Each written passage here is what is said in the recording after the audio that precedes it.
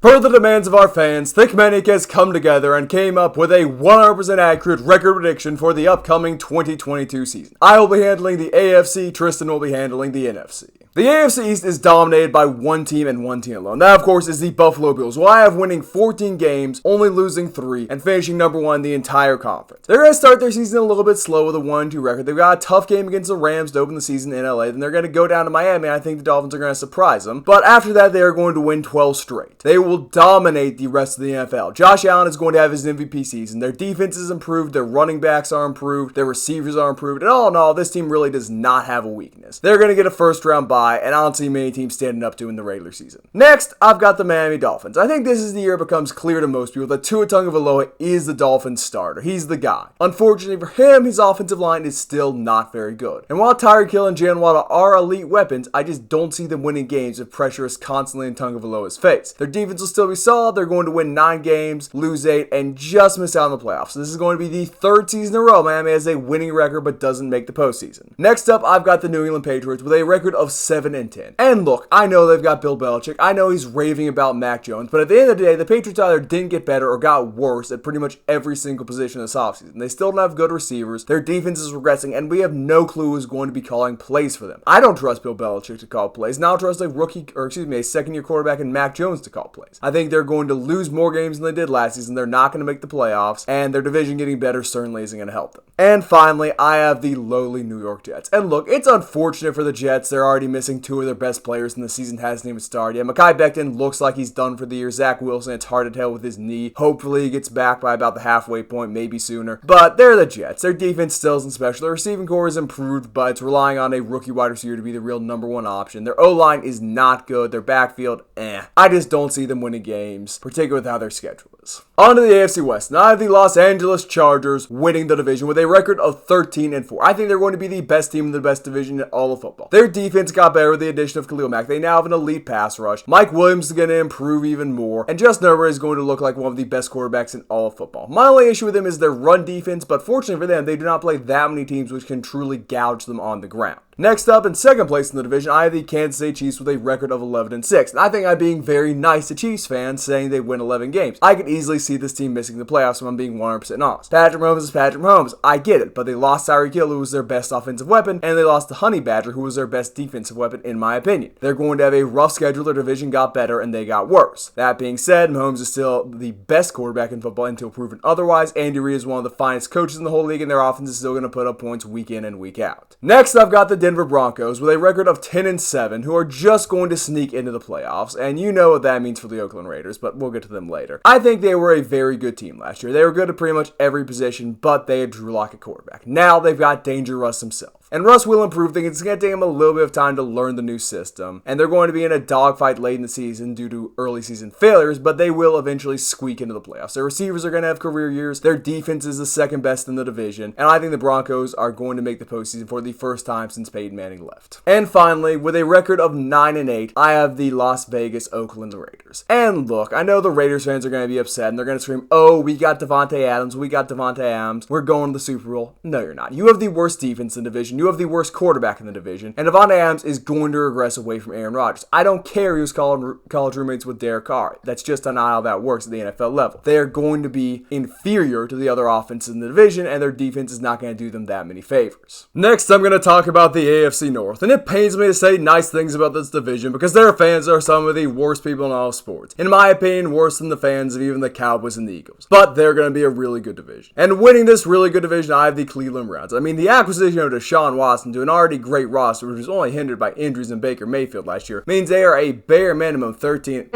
Hold on one second. Oh, the whole season, huh? Okay, well, never mind. Anyway, well, I'll get back to the Browns later. I've got the Baltimore Ravens winning the division now with a record of 12-5, and they're going to have a healthy backfield going into the season for the first time in a very long time, which is going to be a big boost to their offense. Their defense was improved a little bit in the draft, and their O-line looks alright. I think Lamar is going to take a step backwards in statistical production just because they traded away his number 1 wide receiver, but they're still going to be able to win some one-score games they lost last season, thanks to being fully healthy. Next up with a record record of 11-7, a very respectable season for the Pittsburgh Steelers. I think Mitch Trubisky is going to be the guy in Pittsburgh. He's going to be better than Ben Roethlisberger was. He is going to win them some close games. He can actually put velocity on the ball, and I think he's going to have better accuracy than Big Ben. He might not be there as much mentally, but he's still going to be an upgrade. Their defense is obviously elite. Their O-line improved, and Najee Harris is going to take a big jump from year 1 to year 2. Next, I've got the Bengals with a record of 9-8. Just missing the playoffs. And this is what we call a Super Bowl hangover. I don't want to hear about, oh, they've got good receivers, they've got a good offensive line. That really does not matter to me. First off, they don't have a good offensive line. They don't have an average offensive line. Their offensive line is still bad. It's just not completely putrescent.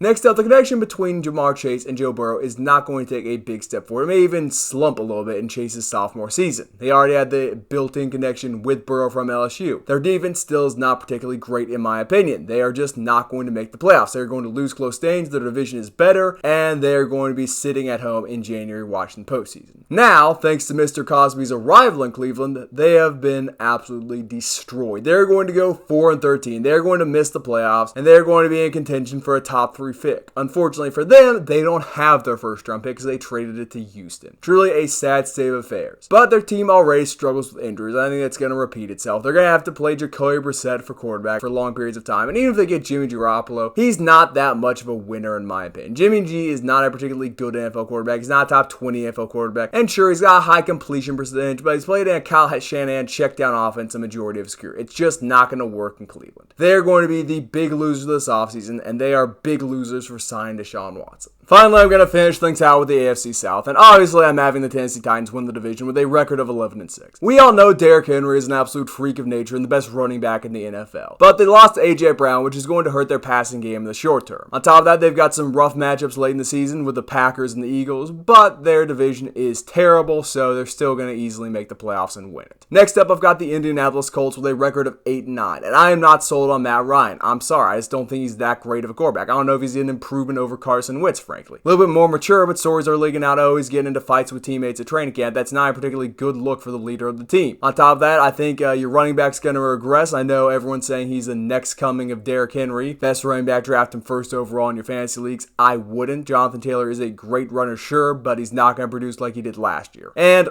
even if Matt Ryan does put it all together, he doesn't really have anyone to throw to. Third in the division, I've got the Jacksonville Jaguars with a record of 6-11, and they're going to be much improved from last season. Don't get me wrong, unfortunately, that is not a very high bar for them. Trevor Lawrence is going to look like an actual NFL quarterback for once. I think that is going to show in the box scores. He's going to put up big numbers. Unfortunately for him, their offensive line is still horrible. He's going to get hit almost every single time he drops back, and their defense outside their front seven is very lacking in my opinion. Still, they are moving in the right direction, which is something you cannot say about the final team in the division, the Houston Texans. They are going to go 2-15. And look, I think Davis Mills is a good quarterback. And as you can tell by this shirt, I am a big fan of Fat Randy. But I think Davis Mills is all the Texans have going for them. Their offense is not particularly good outside of him. They've got weak receivers. Their running backs are Their offensive line isn't good. Their defense isn't that solid. And Lovie Smith, I think he's a good coach, but he just has nothing to work with. If you stick Aaron Rodgers and Andy Reid on this team, they're still not making the playoffs. It's just not a very good or a very well put together team, and there's nothing they can really do about it except tank and get the first overall draft pick. Hopefully they don't replace Mills, but it looks like they're going to do that with one of the elite quarterback prospects. It should be abundantly clear to football fans that the AFC will be the better of the two conferences this season. In my opinion, they have the two best teams in the entire league. And if it weren't for the actions of a certain massage enthusiast, there would be two divisions where every team has a real shot of making the postseason. This conference is so good that teams like the Raiders and Bengals, who might be the 2 or the 3 seed in the NFC, won't even make the playoffs. All in all, 2022 is shaping out to be an amazing year for football, and that is in large part due to the greatness of the AFC. And if you've stuck around this far, please consider hitting that like button and subscribing. Any support is tremendously appreciated.